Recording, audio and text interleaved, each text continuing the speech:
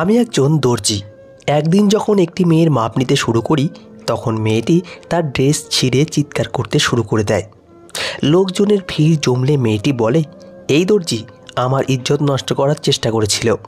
লোকেরা আমাকে ধরে পুলিশের হাতে তুলে দেয় এবং আমার 5 বছরের জেল হয়ে যায়। প্রতিশোধের আগুন নিয়ে 5 বছর পর জেল থেকে বেরিয়ে খবর পেলাম মেয়েটি তো। নমস্কার বন্ধুরা, আপনাদের জানাই স্বাগতম। আবারও একটি সুন্দর মনের মতো গল্প নিয়ে চলে এসেছি আপনাদের সামনে। গল্পটি শেষ পর্যন্ত মন দিয়ে শুনবেন। চলুন তাহলে শুরু করা যাক। এক দর্জির দোকানে একটা সুন্দরী মেয়ে এসে একটি লেডিস স্যুট দিয়ে বলল, আমার মাপ নিয়ে এই ডিজাইনের একটি ড্রেস তৈরি করে দিন। দর্জি মেয়েটির মাপ নিতে শুরু করলে হঠাৎ মেয়েটি নিজেই তার ড্রেস ছিঁড়ে চিৎকার করতে লাগলো। মেয়েটির চিৎকার শুনে দোকানের বাইরে লোকেদের ভিড় জমে গেল। মেয়েটা সেখানে উপস্থিত লোকেদের বলল, আমি এখানে ড্রেস সেলাই করতে এসেছিলাম, কিন্তু এই দর্জি আমার ইজ্জত নষ্ট করার চেষ্টা করছিল। খুব ভালো হয়েছে আপনারা এখানে এসেছেন, না হলে আজ আমার ইজ্জত নষ্ট হয়ে যেত। দর্জি মেয়েটির মুখ থেকে এই কথা শুনে হতবাক হয়ে বলল, এই মেয়েটা মিথ্যা কথা বলছে আর আমার ওপর মিথ্যা অভিযোগ লাগাচ্ছে। কিন্তু মেয়েটির চোখে জল দেখে সেখানে উপস্থিত লোকজনের কেউই দর্জির কথা বিশ্বাস করল না এবং তাকে মারধর করল। এরপর তারা তাকে থানায় নিয়ে গেল। আদালতে দর্জির বিরুদ্ধে লোকেরা সাক্ষ্য দেয় যে সে মেয়েটির ইজ্জত নেওয়ার চেষ্টা করেছিল। সাক্ষীদের সাক্ষ্যের কারণে দর্জির 5 বছরের কারাদণ্ড হয়ে যায়। 5 বছর পর যখন সে জেল থেকে মুক্তি পায়, তখন সে সেই অসভ্য মেয়েটার থেকে প্রতিশোধ নিতে চাইত। কিন্তু বাইরে এসে জানতে পারল যে সেই মেয়েটি এখন পুলিশের এসপি হয়ে গেছে। দর্জি তার পুরনো পেশা ছেড়ে ভিখারি সেজে এসপি সাহেবের বাড়ির সামনে বসে পড়ল। কিন্তু তারপরে সমীর একজন দর্জি, যে ছেলে এবং মেয়ে উভয়ের পোশাক সেলাই করত। সে এমন সুন্দর সুন্দর ডিজাইন তৈরি করত যে মেয়েদের তার ডিজাইন খুব পছন্দ হতো। তাই তার দোকানে ছেলেদের থেকে মেয়েদের বেশি ভিড় লেগে থাকত। সেলাইয়ে তার বিশেষ দক্ষতার কারণে তার ব্যবসা অনেক বেড়ে গিয়েছিল। তাই তার কাজের চাপ খুব বেশি ছিল। সমীর তার দোকানে অনেক কর্মচারী রেখেছিল। সে তার ভাইয়ের জন্য একটা নতুন দোকান খুলে দিয়েছিল। একদিন সন্ধ্যার সময় তার কর্মচারীরা সবাই বাড়ি ফিরে গিয়েছিল। তাই সমীর একা দোকানে বসে পোশাক সেলাই করছিল। আধ ঘন্টা পরেই দোকান বন্ধ করে তার বাড়ি যাওয়ার ইচ্ছা ছিল। তখনই একটি মেয়ে তার দোকানে এসে প্রবেশ করে। মেয়েটির হাতে একটা মূল্যবান মেয়েদের পোশাক ছিল। মেয়েটি দোকানে ঢুকে সমীরকে বলল, আমি আপনার কাজের প্রশংসা অনেক শুনেছি, তাই আমি অনেক দূর থেকে আপনার কাছে ড্রেস বানাতে এসেছি। মেয়েটি সেই কাপড়টি সমীরকে দিল আর তারপরে ব্যাগ থেকে মোবাইল বের করে মোবাইলে একটি ডিজাইন দেখিয়ে বলল, আমাকে এই ডিজাইনের ড্রেস তৈরি করে দেবেন। সমীর 1 সপ্তাহের সময় চাইল, কিন্তু মেয়েটি বলল, আমার দিদির বিয়ে, তাই আমার এই ড্রেসটা 3 দিনের মধ্যে চাই। সমীর বলল, ঠিক আছে, আমি 3 দিনের মধ্যে তৈরি করে দেব। এরপরে মেয়েটি সমীরকে বলল, আপনি আমার মাপ নিয়ে নিন। সমীর জবাব দিল, আমি মহিলাদের মাপ নিই না, আপনি কাগজে আপনার মাপ লিখে দিন, আমি সেই অনুযায়ী আপনার ড্রেস তৈরি করে দেব। কিন্তু মেয়েটি বারবার জোর করতে লাগলো যে আপনি নিজেই আমার মাপ নিন, যাতে পরে কোনো ভুল না হয় আর আমার ড্রেস খারাপ না হয়। সমীর তার কথায় রাজি হয়ে তার মাপ নিতে গেল। মেয়েটি হঠাৎ চিৎকার করতে লাগলো। সমীর মেয়েটির এই অদ্ভুত আচরণে হতবাক হয়ে গেল। মেয়েটির চিৎকারে অর্ধেক বাজার জড়ো হয়ে গেল। ভিড় সমীরের দোকানের ভেতরে ঢুকল। ভিড়ের মধ্যে থেকে একজন মেয়েটিকে জিজ্ঞেস করল, কি হয়েছে, আপনি চিৎকার করছেন কেন? মেয়েটি উত্তর দিল, আমি এই দোকানে ড্রেস বানাতে দিতে এসেছিলাম, কিন্তু এই দর্জি ফাঁকা পেয়ে আমার ইজ্জত নষ্ট করার চেষ্টা করছে। মেয়েটির কথা শুনে সমীর বলল, এই মেয়েটা মিথ্যা কথা বলছে, জানি না সে কেন আমার উপর মিথ্যা অভিযোগ করছে এবং এর পেছনে তার কী উদ্দেশ্য লুকিয়ে আছে। কিন্তু ভিড়ের মধ্যে থেকে কোনো একজন বলে উঠল, এই ধরনের লোকেরা এমনিতেই সুযোগের অপেক্ষায় থাকে, তাই এই সুযোগ সে কাজে লাগাতে চাইছে। এ কথা শুনেই বাদবাকি লোকেরা কিছু না ভেবেই সমীরকে মারতে শুরু করলো। যার হাতে যা ছিল সে তাই সমীরের ওপর ছুঁড়ে মারতে লাগলো। মার খেতে খেতে সমীরের অবস্থা যখন খারাপ হয়ে গেল, তখন ভিড়ের মধ্যে উপস্থিত এক বৃদ্ধ ব্যক্তি বললেন, আপনারা যা করছেন তা ঠিক নয়। আপনাদের আইন নিজের হাতে তুলে নেওয়া উচিত নয়, তার থেকে বরং একে পুলিশের হাতে তুলে দেওয়া উচিত, যাতে এর বিরুদ্ধে আইনি ব্যবস্থা নেওয়া যায়। লোকেরা বৃদ্ধের পরামর্শ মেনে নিল এবং তারপর ভিড় সমীরকে মারতে মারতে থানায় নিয়ে গেল এবং দীপা নামের মেয়েটি ছেঁড়া কাপড়ে ভিড়ের সাথে সাথে থানায় পৌঁছালো। হট্টগোলের মধ্যে উপস্থিত লোকেরা থানায় ইন্সপেক্টরকে বলল, এই দর্জি এই মেয়েটির সম্মান লুট করার চেষ্টা করেছিল। মেয়েটির চিৎকার শুনে আমরা সেখানে পৌঁছে তাকে ধরে আপনার কাছে নিয়ে এসেছি। ইন্সপেক্টর মেয়েটির ছেঁড়া পোশাক দেখলেন এবং তারপর তার জবানবন্দি নিলেন। মেয়েটি বলল, এই দর্জি আমার সম্মান লুট করার চেষ্টা করেছিল, কিন্তু ভগবানের আশীর্বাদে এই লোকেরা আমার জীবন এবং সম্মান বাঁচিয়েছেন। সেখানে উপস্থিত লোকেরাও দর্জির বিরুদ্ধে সাক্ষ্য দিল, যার কারণে তাকে জেলে পাঠানো হয়। পরে আদালত দর্জিকে 5 বছরের কারাদণ্ড এবং 2 লক্ষ টাকা জরিমানার সাজা শোনায়। এই খবর সমীরের কাছে পাহাড়ের মতো ভারী ছিল, কারণ সে স্বপ্নেও ভাবেনি যে তার সঙ্গে এমন কিছু হতে পারে। কিছুদিন আগেও তার ব্যবসা দ্রুত বাড়ছিল। পুরো শহরের লেকের মুখে মুখে তার দোকানের আলোচনা ছিল এবং লোকেরা তার ডিজাইন খুব পছন্দ করত। কিন্তু এখন তার অবস্থা এই হয়ে গেছে, এখন তার দোকান সামলানোর মতো কেউ ছিল না। সমীরের ভাই অন্য শহরে কাজ করত। এছাড়াও সমীরের কর্মচারীরা এতটা অভিজ্ঞ ছিল না যে তারা নিজেরা কাজ সামলাতে পারত। জেলে বসে সমীর বারবার ভাবছিল, এই মেয়েটি কে? সে আমার সঙ্গে কেন এমন করলো? সমীর নিজের অতীতের দিকে তাকাতে লাগলো যে আমার এমন কি ভুল হয়েছে, আর আমি এমন কি করেছি যে দীপা নামের এই মেয়েটি আমার শত্রু হয়ে গেল। দীপাকে সে প্রথমবার দেখেছে, এর আগে তাদের কখনোই দেখা হয়নি। তবুও কেন মেয়েটি তার সঙ্গে এমন করলো? সমীরের বাবা আগেই মারা গিয়েছিল। যখন ওর মা ছেলের গ্রেপ্তারের খবর শুনল, তখন তিনি দৌড়াতে দৌড়াতে জেলে ছুটে এলেন। মায়ের মুখের অস্থিরতা দেখে সমীর তাকে সান্ত্বনা দেয় এবং বলে, মা, আমি একজন আইনজীবীর সঙ্গে কথা বলেছি। সে বলেছে খুব তাড়াতাড়ি আমার জামিন হয়ে যাবে। মা চিন্তিত হয়ে জিজ্ঞাসা করলেন, সেই মেয়েটি কেন তোর সাথে এমন করলো? তার সাথে কি তোর কোনো শত্রুতা আছে? সমীর তার মাকে জবাব দিয়ে বলল, মা, আমি তাকে চিনিও না আর জানিও না সে কেন এমন করলো। সমীরের মা কিছুক্ষণ ভাবল এবং তারপর বলল, হতে পারে অন্য কোনো দোকানদার তোর ব্যবসায় ঈর্ষান্বিত হয়ে এই মেয়েটিকে তোর দোকানে পাঠিয়েছে, যাতে তোর দোকান বন্ধ হয়ে যায়। সমীর বলল, আন্দাজে এখনই এটা বলা তাড়াহুড়ো হবে। আপাতত আমি কিছুই বলতে পারছি না, তবে আমি তোমার কাছে প্রতিজ্ঞা করছি যে আমি সত্যিটা জানার জন্য যথাসাধ্য চেষ্টা করব। সমীরের জেলে থাকা কয়েকদিন হয়ে গেল। সময়ের সাথে সাথে তার উদ্বেগ বেড়ে যাচ্ছিল, কেননা দোকান সামলানোর মতো কেউই ছিল না। দুর্গাপুজো এগিয়ে আসছিল আর অনেক ড্রেস দুর্গাপুজোর আগে কাস্টমারকে তৈরি করে দিতে হতো, কিন্তু তার অনুপস্থিতিতে সেটা সম্ভব ছিল না। আইনজীবীর কাছ থেকেও কোনো ভালো খবর পাওয়া যাচ্ছিল না। তার জামিনের আবেদন খারিজ হয়ে যায়। আদালত তার সাজা এবং জরিমানা দুটোই বহাল রাখে। এই পরিস্থিতিতে সমীর তার মা, বাড়ি এবং তার ব্যবসা নিয়ে খুব চিন্তায় ছিল।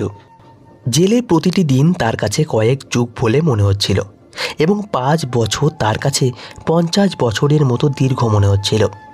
জেলে বসে সমীরের সাথে যোগেশ নামের এক ব্যক্তির সাথে দেখা হয়। সমীর তাকে তার পুরো গল্প শোনালে যোগেশ হাসতে শুরু করে। যোগেশকে হাসতে দেখে সমীর অবাক হয়ে তাকে জিজ্ঞাসা করে, তুমি আমার এই বিপদের গল্প শুনে হাসছো কেন? জবাবে যোগেশ বলে, কারণ আমার গল্প প্রায় একই রকম, তাই তো আমি হাসছি। যোগেশ আরও বলে, এই জেলে বন্দি 90% লোকই কোনো অন্যায় না করেই শাস্তি ভোগ করছে। এই দেশে যার টাকা এবং প্রভাব আছে সে বড় অপরাধ করেও বুক ফুলিয়ে ঘুরে বেড়ায়, আর যার এসব নেই তাকে মিথ্যা সাক্ষীর সাহায্যে ফাঁসিয়ে জেলে পাঠিয়ে দেয়। সমীর যোগেশের কথা শুনে অবাক হয়ে বলল, তোমার গল্প কী, আর তোমার সাথে কি হয়েছিল? যোগেশ বলল, আমি একজন কামার, লোহার জিনিস তৈরি এবং বিক্রি করাই আমার কাজ। একদিন আমি দোকান থেকে কিছু জিনিসপত্র নিয়ে বাড়ি ফিরছিলাম। তখন রাস্তায় একজন লোককে পড়ে থাকতে দেখলাম। তাকে দেখে আমি টেনশনে পড়ে গেলাম, কেননা সে জল জল বলে চিৎকার করছিল। আমার মনে হলো সে কোনো বিপদে পড়েছে। তাই আমি জলের বোতল নিয়ে তার কাছে গেলাম, কিন্তু তার কাছ থেকে পৌঁছে দেখলাম সে জীবন মৃত্যুর সাথে লড়াই করছে। সে মুখে জল চাইছে, কিন্তু তার অবস্থা এমন খারাপ যে সে জল খেতেও পারছিল না। আমি ভালো করে লক্ষ্য করে দেখলাম কেউ তার বুকে ছুরি মেরেছে। আমি বুঝতে পারছিলাম না কি করব। প্রথমে ভাবলাম একে হাসপাতালে নিয়ে যাওয়া উচিত, তারপর আবার ভাবলাম যদি এটা করি তাহলে নিজেই বিপদে পড়তে পারি। আমি এসবই ভাবছিলাম, তখনই হঠাৎ একটা পুলিশের গাড়ি সেখানে এসে গেল। পুলিশ গাড়ি থেকে নেমে দেখলো একজন লোক বুকে ছুরি মারা অবস্থায় মাটিতে পড়ে আছে, আর আমার হাতে লোহার কিছু জিনিসপত্র আছে। তারা কিছু না শুনেই ধরে নিল যে আমি তার বুকে ছুরি ঢুকিয়েছি, তাই তারা সঙ্গে সঙ্গে আমাকে গ্রেপ্তার করে নিল। আমি বারবার সাফাই দিতে থাকলাম যে আমি একে এইভাবে রাস্তায় পড়ে থাকতে দেখে একে সাহায্য করতে চাইছিলাম। তখনই আপনারা এসে আমাকে ধরে নিলেন, কিন্তু কেউ আমার একটা কথাও বিশ্বাস করলো না। লোকটি মারা গেলে সমস্ত দোষ আমার উপরে চাপিয়ে আমাকে যাবজ্জীবন কারাদণ্ড দেওয়া হয়। আমি এই জেলে বহু বছর ধরে আছি, কিন্তু এখন আমি এই জেলের জীবনে ক্লান্ত হয়ে পড়েছি। তাই আমার মনে শুধু একটাই প্রার্থনা, যেন আমাকে তাড়াতাড়ি ফাঁসি দিয়ে দেওয়া হয়। যোগেশের সমস্ত কথা শুনে সমীর বলল, তুমি এ কেমন কথা বলছো? তোমার কি ফ্যামিলির কথা একটুও মনে পড়ে না? তোমার পরে তাদের কি হবে? কামার একটু হেসে বলল, আমার থাকা না থাকাতে কারও কিছু যায় আসে না। আমার বউ আমাকে ছেড়ে চলে গেছে, আমার বাবা মাও মারা গেছেন, এবং যে ভাইদের আমি কষ্ট করে লেখাপড়া শিখিয়েছি তারা এখন ভালো জায়গায় পৌঁছে আমার সাথে সমস্ত সম্পর্ক ভেঙে দিয়েছে। তারা জানে আমি বিনা অপরাধে জেলে শাস্তি ভোগ করছি, কিন্তু তা সত্ত্বেও তারা একবার শুধু আমার সঙ্গে দেখা করতে এসেছিল। তারপরে তারা আর কখনো আমার খবরও নেয়নি। এরপর যোগেশ গভীর শ্বাস নিয়ে বলল, ভাই, দুনিয়াটাই এমন। যখন বিপদ আসে তখন আপনজনও ছেড়ে চলে যায়, কিন্তু যখন মানুষ ধনী ও সুখী হয় তখন লোকেরা তার সঙ্গে বন্ধুত্ব করার জন্য ছুটে আসে। সমীর কামারকে বলল, আমি তোমার কথার সঙ্গে পুরোপুরি একমত, কিন্তু তোমার শুধু এই প্রার্থনাটাই করা উচিত যেন জীবনের এই খারাপ সময় কেটে যায়। এরপর সমীর কামারকে জিজ্ঞাসা করল, তুমি যদি কিছু মনে না করো তাহলে আমি তোমাকে একটা প্রশ্ন করতে চাই। তোমার জীবনে কি কখনো এমন কিছু ঘটেছে যার জন্য তুমি এখনও আফসোস করো? মানে এমন কিছু যেটা না হলেই ভালো হতো? কামার কিছুক্ষণ চুপ থেকে বলল, হ্যাঁ, একটা বিষয় আছে যেটা নিয়ে আমার সারা জীবন আফসোস থাকবে। একবার আমি আমার দোকানে বসে দা, কাঁচি, চাকু, ছুরি এসব ধার দিচ্ছিলাম। সে সময় আমার বউ আমার জন্য নিয়ে আসা খাবার দিয়ে চলে গিয়েছিল। আমি ভেবেছিলাম কাজটা শেষ করে তারপরে আরাম করে খাবার খাবো, কিন্তু তখনই একটা বিড়াল এসে আমার খাবারে মুখ দিয়ে দেয়, আর খাবার মাটিতে পড়ে নষ্ট হয়ে যায়। সেদিন দুপুরে আমি খুব ক্ষুধার্ত ছিলাম, তাই বিড়ালটির ওপর আমার ভীষণ রাগ হয়েছিল। পরের দিনও বউ আমার খাবার খেয়ে যাওয়ার পরে বিড়ালটি আবার আমার খাবার নষ্ট করে দিল। তাই আমি ভাবলাম এই বিড়ালটিকে ধরে দূরের জঙ্গলে ছেড়ে দিয়ে আসবো। পরের দিন যখন বিড়ালটি আমার দোকানে ঢুকলো তখন আমি ভেতরের দরজা বন্ধ করে দিলাম, জানালাও ভালোভাবে বন্ধ করে দিলাম যাতে সে বাইরে পালিয়ে যেতে না পারে। এরপর আমি টর্চ জ্বালিয়ে ঘরে তাকে খুঁজতে লাগলাম। কিছুক্ষণ পর দেখলাম বিড়ালটি এক কোণে চুপ করে বসে আছে।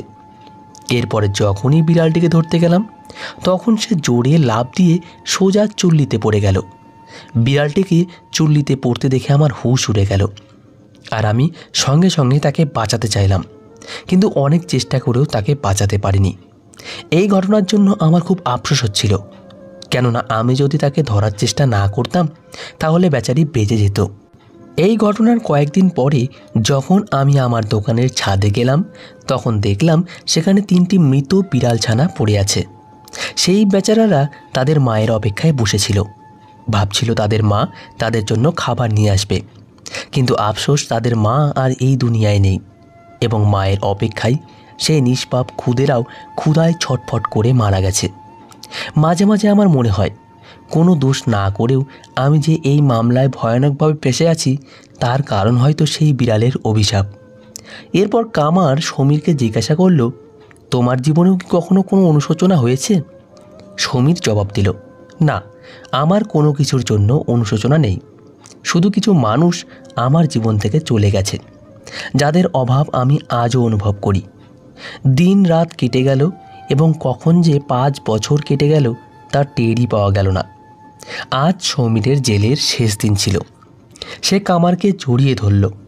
কামারের চোখে জল ছিল, কারণ এই 5 বছরে সমীর তার সবচেয়ে ভালো বন্ধু হয়ে উঠেছিল, যে তার সুখ দুঃখের কথা তার সঙ্গেই ভাগ করে নিত।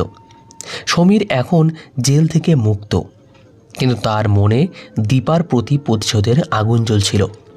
সে দীপাকে কখনো ভুলতে পারবে না, যার কারণে তার পুরো ব্যবসা নষ্ট হয়ে গিয়েছিল। সমীরের সমস্ত কর্মচারী তাকে ছেড়ে অন্য দোকানে কাজ করতে চলে গিয়েছিল। নতুন করে সব কিছু শুরু করা সহজ ছিল না, কারণ এই 5 বছরে অনেক কিছু বদলে গিয়েছিল। সেই এলাকায় নতুন দোকান খুলে গিয়েছিল, কিছু বুটিকও তৈরি হয়েছিল যেখানে তৈরি পোশাক পাওয়া যেত। সমীরের মা এখন বুঝতে পেরেছিলেন যে সমীর দীপার খোঁজে আছে এবং দিন রাত অস্থির থাকে। যখন তার মা তার ছেলের উদ্দেশ্য বুঝতে পারলেন, তখন তাকে বোঝালেন, বাবা, যা হয়ে গিয়েছে তা হয়ে গিয়েছে। জানি না এটা কোনো শত্রুর ষড়যন্ত্র ছিল নাকি অন্য কিছু, কিন্তু তুই সেই মেয়েটিকে ভুলে যা। কিন্তু সমীর প্রতিবার একই কথা বলতো, আমি সেই মেয়েটিকে কিভাবে ভুলতে পারি, যে আমার জীবন নষ্ট করে দিয়েছে, পুরো এলাকায় আমার দুর্নাম করে দিয়েছে। আমি জীবনে অন্তত একবার তার মুখোমুখি হয়ে তাকে জিজ্ঞেস করব, সে কেন আমার সাথে এমন করলো।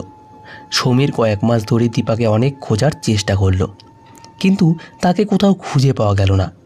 সমীরের কিছু পুরনো বন্ধু ছিল, সে তার বন্ধুদের দায়িত্ব নিল সেই মেয়েটির খোঁজ করার, যার নাম দীপা। প্রায় 1 মাস পরে তার এক বন্ধু তাকে সুখবর দিল যে দীপার খোঁজ পাওয়া গেছে এবং তার বাড়ির ঠিকানাও পাওয়া গেছে। কিন্তু তারপর সেই বন্ধুটি সমীরকে পরামর্শ দিল, দেখ, আমি তোকে এটাই বলবো যে তুই এই মেয়ের থেকে দূরে থাক, এতেই তোর মঙ্গল হবে। সমীর বন্ধুর কথা শুনে চমকে উঠে বলল, আমি তার থেকে দূরে থাকবো কেন? সমীরের বন্ধু বলল, কারণ সে চাকরির পরীক্ষায় পাশ করে এখন এসপি হয়ে গেছে। সমীর হতবাক হয়ে গেল। তার বিশ্বাসই হচ্ছিল না যে সেই মেয়েটি অফিসার হতে পারে, কেননা সে তো চিটার, বাটপার এবং মিথ্যেবাদী ছিল, যার কারণে আমার পুরো ভবিষ্যৎ নষ্ট হয়ে গেছে। এরপরে সমীর মনে মনে ভাবল, না, আমাকে নিজেই খতিয়ে দেখতে হবে সে সত্যিই অফিসার কিনা। পরের দিন সকালে সমীর বাড়ি থেকে বেরিয়ে এসপি সাহেবার বাড়ির সামনে গিয়ে দাঁড়ালো। কিছুক্ষণ পর সে দেখল একটা বড় বাড়ির ভিতরে দীপা বসে, সঙ্গে কয়েকজন কনস্টেবল ছিল। দীপাকে দেখে 5 বছর আগের সেই দৃশ্য আবার তার চোখের সামনে ভেসে উঠল। সেই দিন যখন দীপা তার দোকানে এসেছিল এবং নিচের কাপড় ছিঁড়ে ফেলেছিল, আর আজকে নিরাপত্তা এত কড়া ছিল যে সে দীপার সঙ্গে কথা পর্যন্ত বলতে পারত না, যদিও তার মন তার সঙ্গে কথা বলতে চাইছিল। অবশেষে সমীর একটা উপায় বের করে ছদ্মবেশে ভিখারির রূপে এসপির বাড়ির সামনে বসে পড়ল। তার আশা ছিল কখনো না কখনো দীপা তাকে দেখে দয়া করবে এবং ভিক্ষা হিসেবে কিছু টাকা দেবে, আর এটাই হবে সেই সুযোগ যখন সমীর তার সঙ্গে কথা বলতে পারবে আর তাকে জিজ্ঞাসা করতে পারবে যে সে কেন তার সাথে এমন করল। কিন্তু আফসোস, সমীর তার উদ্দেশ্যে সফল হলো না, কেননা দীপা একবারের জন্যেও তার দিকে ফিরে তাকায়নি। ভিক্ষা দেওয়া তো দূরের কথা, 1 মাস চেষ্টা করেও সমীরের সব চেষ্টা ব্যর্থ হলো। কিন্তু একদিন তার আশা পূরণ হলো। সে খবর পেল এসপির অফিসে একজন ঝাড়ুদার দরকার। সমীর দেরি না করে সেই চাকরির জন্য চেষ্টা করতে লাগলো এবং সেই চাকরিটা পেয়েও গেল। সে এখন শুধু সুযোগের অপেক্ষায় ছিল যে কখন কিভাবে দীপার মুখোমুখি হওয়া যায়। একদিন সমীর দীপার অফিসে ঝাড়ু দিচ্ছিল এবং সে সময় দীপা তার অফিসে একাই ছিল। সমীর সুযোগের সদ্ব্যবহার করে দীপার অফিসে ঢুকে পড়ল এবং তাড়াতাড়ি করে ভেতর থেকে দরজা বন্ধ করে দিল। দীপা তার দিকে চোখ উঠিয়ে তাকালে সে দীপাকে বলল, তুমি কি আমাকে চিনতে পারছো? যদি ভুলে গিয়ে থাকো তাই আমি নিজেই বলে দিচ্ছি, আমি সেই ব্যক্তি যার দোকানে 5 বছর আগে তুমি গিয়েছিলে। তুমি আমার সাথে কেন এমন করলে? তোমার সাথে আমার কি শত্রুতা ছিল? দীপা কিছুক্ষণ চুপ থেকে তারপর সমীরের দিকে তাকিয়ে বলল, আমি আমার দিদির প্রতিশোধ নিয়েছি। এই কথা শুনে সমীর হতবাক হয়ে তার দিকে তাকিয়ে জিজ্ঞেস করল, কোন দিদি, কোন প্রতিশোধ? আমি তো কিছুই বুঝতে পারছি না। আমি তোমার দিদির সাথে কি করেছি? দীপা বলল, আমার দিদির নাম রূপা, রূপার নাম শুনে সমীরের শরীর কেঁপে উঠল। কিছুক্ষণ পর্যন্ত সে বুঝতে পারছিল না সে কি করবে আর কি বলবে। দীপা তার দিকে তাকিয়ে বলল, তুমি আমার দিদির সাথে যা করেছ তা আমি কোনোভাবেই মেনে নিতে পারিনি। কপাল ভালো যে তুমি বেঁচে গেছো, না হলে তো তোমাকে শেষ করে দেওয়ার পুরো ইচ্ছা ছিল আমার। তোমার কারণে আমার দিদি রূপা মরতে মরতে বেঁচে গেছে। যেদিন থেকে তুমি আমার দিদিকে বিয়ে করবে না বলেছিলে সেদিন থেকেই সে বাঁচার সব ইচ্ছা হারিয়ে ফেলে আর আত্মহত্যার চেষ্টা করে।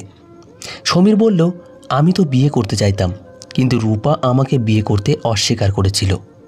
আমাদের দুজনের দেখা একটা পার্কে হয়েছিল এবং আমরা একে অপরকে ভালোবেসে ফেলেছিলাম।